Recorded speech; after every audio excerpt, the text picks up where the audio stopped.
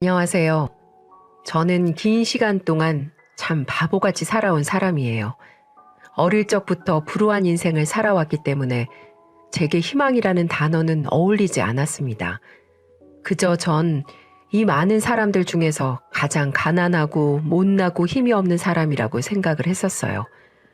하지만 이 어리석고 편협한 사고에서 절 일깨워준 사람을 만나고 제 인생이 180도 바뀌었습니다. 그 사람 덕에 저는 현재 희망을 향해 살아갈 수 있게 되었어요. 세상을 살아가는 이유를 알게 되었습니다. 그는 바로 제 시숙 아주버님 때문입니다. 저는 어릴 적부터 많이 불우한 환경에서 자라왔습니다. 햇빛도 들지 않는 반지하 단칸방에서 온 가족이 옹기종기 모여 밥을 먹고 잠을 잤어요. 밥이라고 해도 별거 없었습니다. 부모님이 밖에 나가 일을 하셔서 밥을 차려줄 사람이 없었던 저는 생쌀을 씹어 먹기도 했습니다. 집에 반찬도 없었고 저는 밥을 해 먹을 수 있을 만큼의 나이가 아니었거든요. 다른 사람들은 외동이면 부모님의 사랑을 듬뿍 받고 부족함 없이 풍족하게 자란다고 하지만 저는 외동임에도 정반대였습니다. 너무나도 열악한 환경에서 살아야만 했어요. 저희 부모님은 어린 제가 밥을 먹든 굶든 전혀 상관없는 사람들이었습니다. 밖에서 일을 한다고들 하지만 사이가 안 좋았던 부모님들은 각자 돈을 쓰기 바빴고 어린 저를 챙겨주지도 않고 외면하셨죠. 그 어린 나이에 제가 받은 상처는 말로 표현을 하지 못합니다. 8살짜리가 죽고 싶다는 생각을 했으니 여러분들은 어떤 느낌인지 아실 거예요. 그 이후로도 며칠이 아닌 몇 년을 그렇게 살았으니 저는 거지와 다를 바 없었습니다. 저는 참다 못해 한 번은 근처 슈퍼에서 과자를 훔치기도 했어요. 욕심을 부려 과자를 3개를 훔쳤다가 슈퍼 아저씨에게 걸려서 호되게 혼이 난 적도 있습니다.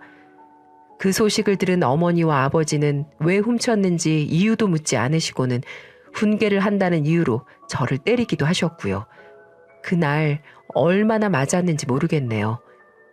동네 창피하게 우리가 너를 도적 새끼로 키웠냐? 하면서요. 제 말은 들어보지도 않고 자신들 이미지만 생각하는 부모님에게 저는 더 이상 제 부모라고 생각을 하지 않고 살겠다고 다짐을 했습니다. 당연히 저는 부모님께 사랑한다는 말 한마디 들은 적 없고 저를 한 번도 안아주신 적이 없으셨어요. 항상 경멸의 눈빛으로 저를 쳐다보며 밖에 나가지 마라. 네가 그 꼴로 다니면 또 내가 애 학대하는 줄 알고 아줌마들이 얼마나 뭐라고 하는 줄 알아? 그냥 집에 처박혀 있으란 말이야. 라고 하시기도 했고 어쩌다 집에 어머니가 계시면 어머니는 아버지의 흉을 심하게 보고는 하셨습니다. 네 예비가 얼마나 못난 사람인 줄 알아? 동네 아줌마들이랑 돌아가면서 바람을 핀단다. 참내 그딴 인간이랑 결혼해서 애까지 낳은 내가 불쌍하지. 어쩌다 아버지가 계시는 날이면 어머니의 흉을 보았고요. 네 애미가 얼마나 억척스러운지 아냐? 또 애 교육은 어떻게 시키는 건지. 애 새끼는 날이 갈수록 반항만 하고 차라리 이혼을 해서 나가 살아야지. 어린 자식에게 사랑한다는 말 한마디보다도 자신들의 인생을 한탄하며 저를 낳은 것을 후회한다 말했어요. 그들은 그런 부모였습니다. 시간이 흘러 저는 세상을 원망하며 사는 날이 많아졌습니다. 제게 희망이 없다고 생각을 했었고 그냥 이렇게 살다 죽겠지라는 생각을 할 뿐이었죠. 그렇게 아무 목표도 희망도 없이 인생을 살아가다가 처음으로 절 안아주고 저만 바라봐주는 사람을 만나게 되었습니다. 그때 제 나이가 이제 막 성인이 되던 때였는데 그때 전 선술집에서 서빙 아르바이트를 하고 있을 때였습니다. 많은 손님들 중에 유독 자주 찾아오는 남자 손님이 있었는데 그 남자는 항상 저희 가게를 올 때마다 사탕을 하나씩 사들고 왔어요. 그 이유는 고생하는 저를 위해 힘들 때 당 보충하라고 사다 주는 거였습니다. 안녕하세요. 오늘도 또 오셨네요. 주문은 뭘로 해드릴까요? 네, 오뎅탕으로 주시고 그리고 이거. 역시나 그날도 그 남자는 사탕을 주었습니다. 하지만 그날은 사탕뿐 아니라 예쁘게 접어져 있는 편지 봉투도 하나 제게 주더군요. 그러면서 지금 읽어보지 말고 꼭 퇴근하고 집에 가서 읽어보라고 신신당부를 제게 했어요. 그렇게 저는 집에 가서 그 편지를 읽어보게 되었고 대충 내용들은 오랫동안 지켜봤는데 저와 만나보고 싶다는 내용이었죠. 지금까지 살면서 이런 편지를 받은 게 처음이었고 누군가가 제게 마음을 표현한 사람도 이 남자가 처음이기에 기분이 참 묘하더군요. 하지만 저는 그 진심이 담긴 편지를 받고도 그 남자의 고백을 거절을 했습니다. 그때 상황이 누군가를 만날 수 있는 처지도 아니었고 누군가를 생각할 겨를도 없었으니까요. 하지만 그 남자는 끊임없이 저를 설득하고 항상 절 챙겨주었고 그런 모습을 보면서 저도 그 남자의 모습에 감동을 받아 마음을 받아주기로 했습니다. 그는 진중한 사람이었어요. 자신의 미래에 대해 걱정은 하지만 그만큼의 준비를 하는 철저하고 꼼꼼한 사람이었습니다. 그리고 스스로에 대한 확신이 있는 사람이었어요. 저는 그의 그런 모습이 참 시간이 지날수록 멋있다고 생각하게 되었죠. 아무런 목표도 준비도 계획도 하지 않는 나와는 달리 그 사람은 뚜렷한 목표가 있었고 그걸 이루기 위해 많은 노력을 하는 그런 사람이었습니다. 덕분에 철없고 아무런 대책 없던 저는 그를 만나고 변하는 계기가 되었어요. 그처럼 성실하고 스스로를 위해 열심히 살아가겠노라 결심하게 되었죠. 우선 저는 검정고시를 보기로 했습니다. 그리고 남자친구가 많이 도와준 덕분에 생각보다 쉽게 검정고시를 합격하게 되었습니다. 저의 첫 목표가 이루어진 거죠. 그 다음에 두 번째 목표가 생겼습니다. 그건 대학을 들어가는 거였어요. 그렇게 남들보다 늦은 나이에 제가 원하는 대학을 가기 위해 노력을 했습니다. 하지만 항상 제 옆에 있어주고 절 지켜주었던 남자친구와 떨어지는 일이 생기고 말았습니다. 그건 바로 군대 때문이었죠. 군대 갈 나이가 된 남자친구는 한동안 저와 떨어져야만 했습니다. 서로 연인이 되고 거의 매일 붙어 있다시피 했기 때문에 2년이 넘는 시간을 떨어져야만 한다는 게 두렵기까지 했습니다. 그리고 그가 입대를 한 후 제가 임신한 사실을 뒤늦게 알게 되었습니다. 부모와 연을 끊은 저는 고아나 다름없었어요. 제가 아이 걱정 없이 공부를 할 수 있도록 곁에서 보살펴준 사람은 아무도 없었어요. 저는 결국 공부를 포기하고 돈을 벌기 위해 일을 구하러 다니기 시작했습니다. 하지만 대부분 업체에서는 제가 임신 초기라는 말을 듣고 일이 많이 힘들 텐데 그러다 잘못돼서 유산되면 어쩌냐며 받아주질 않더군요. 저는 결국 임신 사실을 숨기고 낮에는 전단지를 돌리고 밤에는 식당에서 서빙을 하기 시작했습니다. 생명을 품어 시시각각 바뀌는 몸을 이끌고 전단지를 돌리는 것은 쉽지 않았습니다. 그냥 길거리에서 전단지를 나누어 주는 것이 아닌 아파트 단지로 가 집집마다 전단지를 문에 붙이고 왔어야 했거든요. 저는 제 임신 소식을 그이에게 편지로 알리고 싶지 않았습니다. 휴가를 나왔을 때 직접 얼굴을 보고 알려주고 싶었어요. 그리고 이야기를 한들 군대에 있는 그가 무얼 할 수 있나요? 더 마음만 탈 뿐이죠. 그가 알아봤자 제가 악착같이 살아가야 하는 현실은 바뀌지 않습니다. 제가 할 수 있는 것은 군대에 있는 그 일을 걱정시키는 것이 아닌 당장 내가 돈을 벌어 어떻게든 아이를 키울 능력을 갖추는 것 뿐이었어요. 저는 그렇게 임신 11주 차가 되었습니다. 잘 먹지도 못하고 잘 쉬지도 못한 탓인지 빈혈이 날이 갈수록 심해지고 있었습니다. 어질어질한 머리를 붙잡고 전단지를 붙이기 위해 6층의 계단을 오르고 있었어요. 순간 핑 하며 세상이 위아래가 바뀌고 양옆이 찌그러져 뱅글뱅글 돌아갔습니다. 그리고는 기억이 나지 않아요. 다시 눈을 떴을 때는 전 병원에 누워 있었습니다. 의사의 말로는 제가 계단에서 굴러 떨어졌다고 했어요. 제가 굴러 떨어지며 난 큰 소리에 놀라 아파트 주민들이 복도로 나와 보았고 쓰러져 있는 저를 발견해 119를 부른 거였죠. 그리고 의사는 머뭇거리며 조심스레 말했습니다. 뱃속의 아이는 유감입니다. 유산하셨습니다. 저는 힘없이 눈을 감았어요. 눈물이 났습니다. 그렇게 어떻게든 살아가려 했는데 결국은 이것이 제 운명이고 제 인생인 듯 했어요. 어떤 노력을 해도 넌 행복해질 수 없다는 걸 다시 한번 느낄 수 있었네요. 유산 후 저는 휴가를 나온 그이에게 모든 것을 얘기했고 그는 엉엉 울며 저를 안아주었습니다. 모든 게 자기 탓이라며 다시는 이런 일이 벌어지지 않도록 하겠다면서 조금만 기다려달라고 하면서 저를 위로해 주었습니다. 그 위로의 한마디가 제게 얼마나 힘이 되었는지 모릅니다. 그렇게 남편은 군대를 제대하게 되었고 우리는 원룸을 얻어 같이 살기로 했습니다. 그리고 어느 정도 남편이 직장을 다니면서 안정을 찾아갈 때쯤 우리는 결혼을 하게 되었습니다. 처음에는 행복했어요. 혼자가 아닌 둘이 된다는 건 하늘에서 준 축복인 것만 같았습니다. 남편도 저를 꼭 안아주며 무슨 일이든 할 수 있도록 서포터를 해주겠다고 했어요. 그런 남편이 얼마나 듬직하던지 이 행복이 영원할 것만 같았습니다. 그리고 어느 날 남편이 사업을 하고 싶다고 하더군요. 저는 이런 쪽에는 영 아는 것이 없었기 때문에 똑똑한 남편이 하겠다고 하니 잘 될 일인가 보다, 좋은 일인가 보다 하고 응원해 주었죠. 남편은 10년지기 친구와 함께 사업을 하겠다고 했어요. 유통업 사업이라고 했습니다. 하지만 생각보다 일은 잘 풀리지 않았고 남편의 사업은 위기를 맞았습니다. 남편은 친구에게 연락해 다시 일어설 수 있는 방법을 생각해 보자고 했죠. 그리고 얼마 후 남편의 10년지기 친구는 남은 사업 자금을 전부 가지고 어디론가 도망가 버리고 말았습니다. 그렇게 우리는 빚더미에 앉게 되었어요.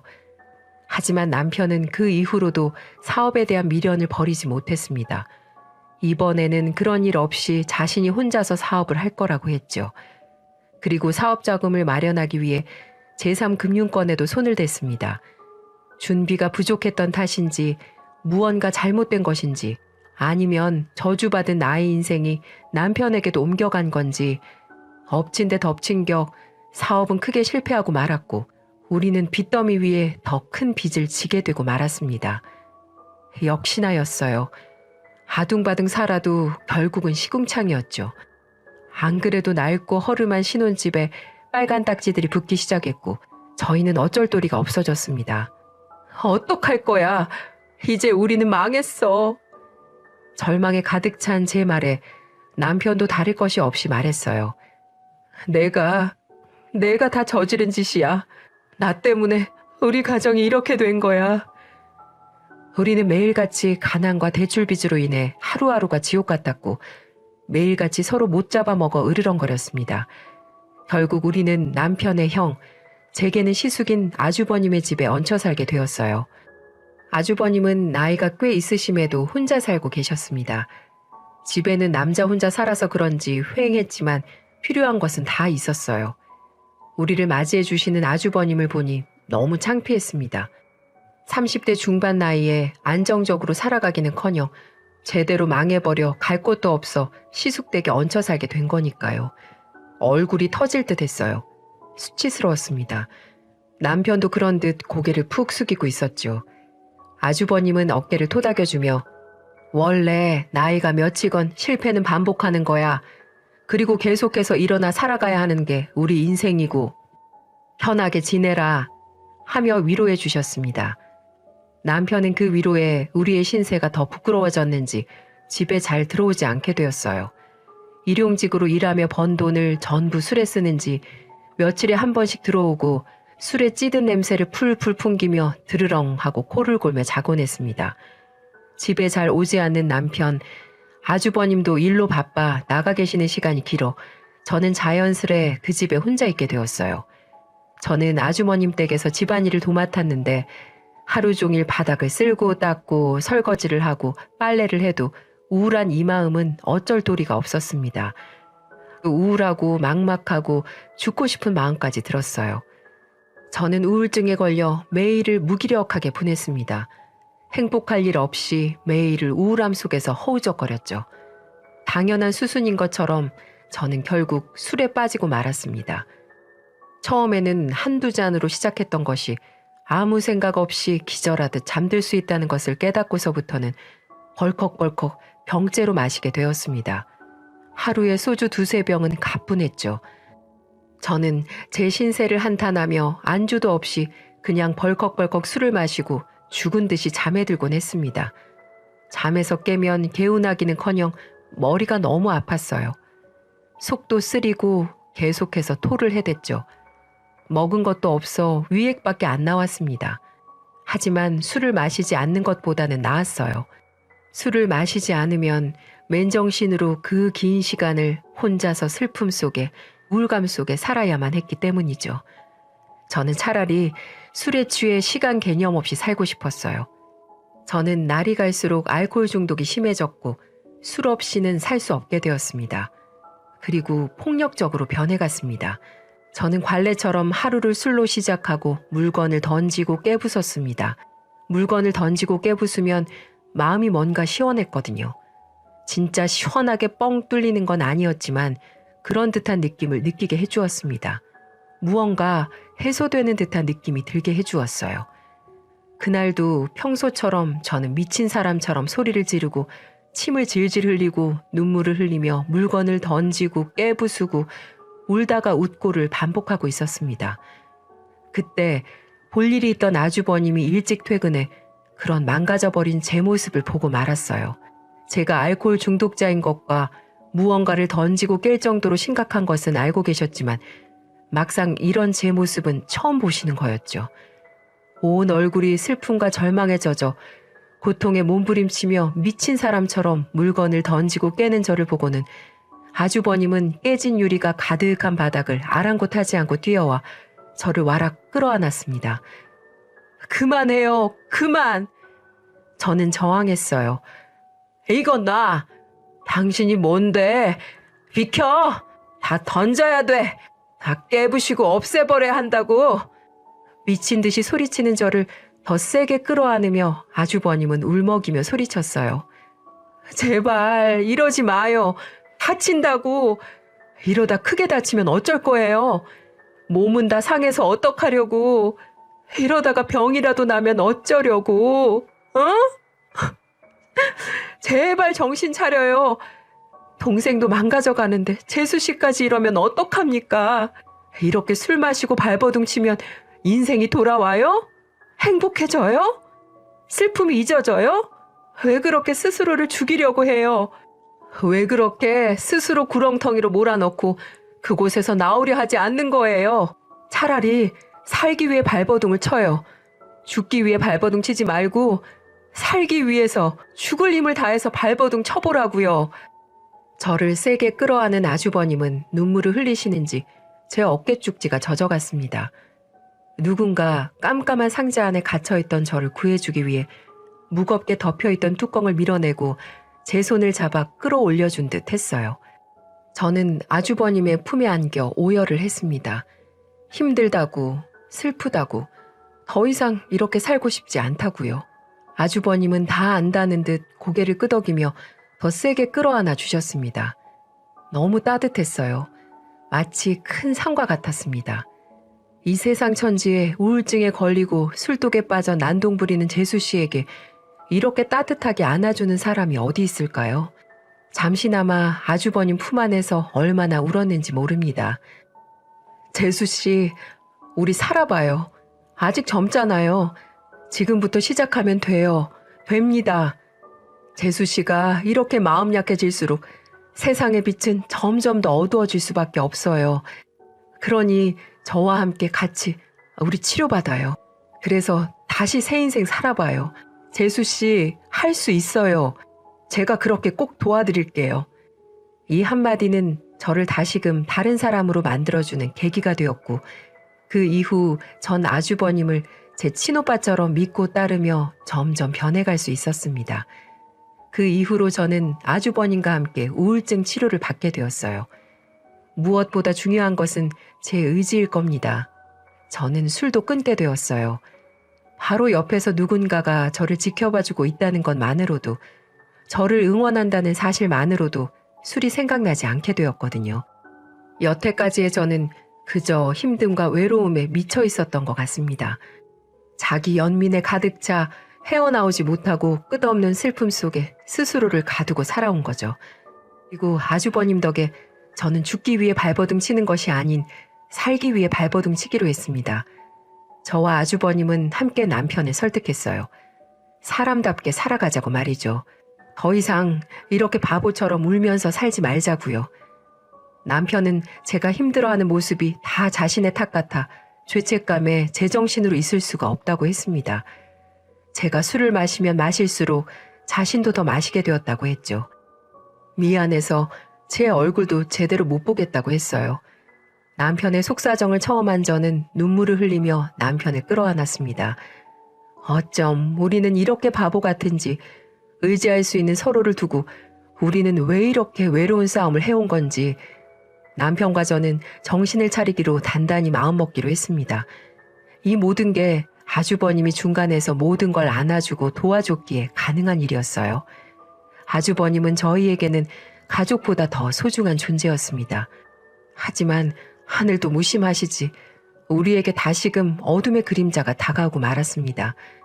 이제 조금 안정을 되찾아가고 남편과 저 아주버님이 다시금 행복을 찾아갈 때쯤 불행이 찾아오고 말았어요.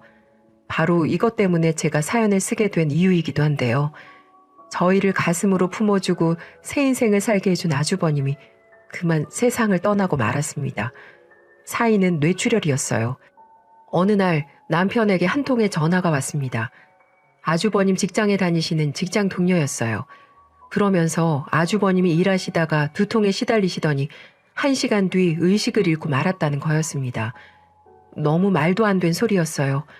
아주버님은 술도 잘 안 하시고 담배도 안 피우시는 분이셨고 평소에 운동도 열심히 하시며 자기 관리를 철저히 하신 분이셨거든요. 그런 분이 뇌출혈이라니 너무 믿기 힘들었습니다. 이 사실을 인정하고 싶지 않았었죠. 저와 남편은 큰 충격을 받고 병원으로 달려갔습니다. 가면서 남편과 저는 얼마나 울었는지 몰라요. 그리고 기도를 했어요. 제발 일어나게 해달라고요. 병원으로 달려가니 아주버님은 수술실에 들어가 있었고 한참 뒤에 수술실에서 나올 수 있었습니다. 하지만 아주버님은 그 뒤로 영영 깨어나지 못했습니다. 너무 허망하고 아주버님이 불쌍했습니다. 누구보다 열심히 살았던 분이고 항상 남들에게 선행을 베풀며 살아가던 천사 같은 분이셨는데 그런 분을 이렇게 젊은 나이에 데리고 가니 말로 표현하지 못할 만큼 가슴이 아파왔습니다. 그리고 저만큼 남편도 얼마나 가슴을 팍팍 치며 오열했는지 몰라요. 일찍 부모님 돌아가시고 두 형제가 의지하며 살아왔는데 이 세상에 한 명뿐인 가족이 떠나갔으니 그 심정은 말로 표현할 수 없을 만큼 힘들었을 테죠. 여보, 오늘은 마음껏 울어. 오늘까지만 우리 울고 아주버님 가시는 길 편하게 보내드리자. 나도 너무 마음이 아프고 아주버님이 너무 보고 싶어. 지금이라도 당장 재수 씨, 우리 저녁 뭐 해 먹을까요? 라고 말을 할 것만 같은데 지금이라도 재수 씨, 내일 병원 가는 날이죠? 같이 가요. 이렇게 내 귀에서 들리는 것 같은데 나 어떻게 해야 해, 여보? 내 심장이 터질 듯이 아파와. 그렇게 우리는 그 자리에서 주저앉고 얼마나 울었는지 모릅니다. 지금 생각해도 너무 눈물이 납니다. 그리고 병원에서 또 놀라운 사실을 알려주었습니다. 그건 바로 아주버님께서 살아생전에 장기 기증을 신청해 놓은 상태라고 했습니다. 평소에 아주버님은 가끔 TV를 보면서 병원에서 이식을 못해 힘들게 고통스러워하는 사람들을 보며 안타깝다며 눈시울을 붉히기도 하셨습니다. 그래서 그랬던 걸까요? 아주버님은 한국장기기증원에 등록을 해놓은 상태였어요. 그래서 남편과 저희는 아주버님의 따뜻한 유지를 받들어 장기기증을 하기로 결정했습니다. 아주버님은 간, 신장, 폐, 췌장, 안구 등 6명에게 새 생명을 주시고 저 멀리 하늘나라로 가셨습니다. 이 세상을 살면서도 천사처럼 연탄기증도 하고 양로원에 가서 봉사도 하고 무료 급식소에서 음식을 손수 주셨던 그 착한 아주버님은 마지막까지도 선행을 베풀며 우리를 떠나가셨어요. 아마 아주버님이 없었더라면, 아마 아주버님이 저를 잡아주지 않았더라면 전 이 세상 사람이 아니었을지도 몰라요. 저를 정신 차리게 해준 은인 같은 사람, 남편이 다시 재기할 수 있게 옆에서 물심양면으로 도와준 아주버님은 이제는 사진 속으로만 볼 수 있게 되었습니다. 사진을 어루만지며 저는 살아생전 아주버님이 저를 꼭 안아주신 것처럼 저도 제 품속에 안아드렸어요. 아주버님, 감사합니다. 실망시키지 않고 열심히 살아가겠습니다. 라고 말이죠. 그렇게 저희는 장례식을 치른 다음 납골당에 모셨습니다. 지금 이곳에 모신 지 3년이 다 되어가네요. 그때도 이렇게 추운 겨울이었어요. 아버님이 계신 납골당에 남편과 다녀와 우리 정말 열심히 살고 있다고, 항상 힘들 때마다 아주버님 생각하며 잘 이겨내고 있다고 말하며 인사를 드리고 왔습니다. 그 이후 우리의 삶도 많이 변했습니다. 남편은 환경미화원에 합격했어요. 남편은 합격했다며 기뻐하며 저를 끌어안는 남편을 보니 10여 년 전 반짝반짝 빛나던 남편의 모습이 다시 보이더군요. 그리고 저는 태어나 처음으로 인생의 분명한 목표를 가지게 되었습니다. 자격증을 따서 요양시설이나 사회복지시설에서 일하기로 마음먹었습니다. 이런 결정을 내린 이유는 하늘에 계신 아주버님의 영향이 가장 컸네요. 항상 남들에게 조금이라도 베풀 줄 아는 그런 따뜻한 마음을 저도 한번 실천해보고 싶거든요. 예전에 저처럼 힘든 삶을 살아가는 사람들을 위해 일하고 싶기도 하고요. 스스로의 인생을 희망이 없는 인생이라 여기고 자신은 불행하며 저주받은 사람이라고 생각하는 사람들에게 용기를 주고 싶습니다. 아주버님께서 저를 구해주셨듯이 저 또한 고통 속에 사는 누군가를 구해주고 싶어요. 그들의 손을 잡고 이끌어 희망이 있는 세상을 보여주고 싶습니다. 처음부터 끝까지 행복한 삶은 어디 있겠냐마는 그래도 세상에 많은 사람들이 행복하게 살았으면 합니다. 설령 힘들더라도 세상에는 아직 희망이 있다는 거, 자신의 인생 또한 희망이 있다는 것을 잊지 말고 살아가셨으면 합니다. 다들 건강하시고 행복하셨으면 좋겠습니다. 감사합니다.